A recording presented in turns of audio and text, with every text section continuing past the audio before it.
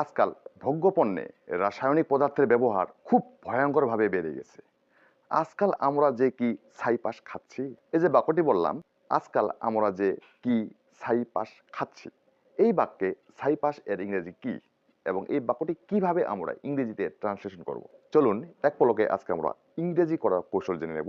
তার আগে আমার আকুল আবেদন, আমাদের চ্যানেলে নতুন হয়ে থাকলে সাবস্ক্রাইব করে দেবেন, লাইক কমেন্ট এবং শেয়ার করবেন। তো আমার মেইন পয়েন্টে আসি।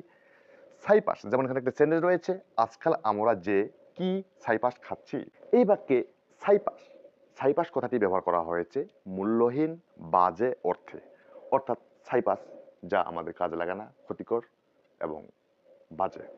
তো এই ছাইপাশের জন্য আমরা নিয়ে আসতে পারি what on earth. What what on earth what on earth that is, এই বাক্যটিকে যখন আমরা ইংরেজি করব, আজকাল আমরা যে কি ছাইপাশ খাচ্ছি, এটা লিখতে পারবো what on earth. What on earth we are eating nowadays.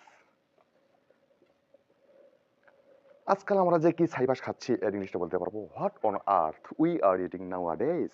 What on earth we are eating now এডেজ।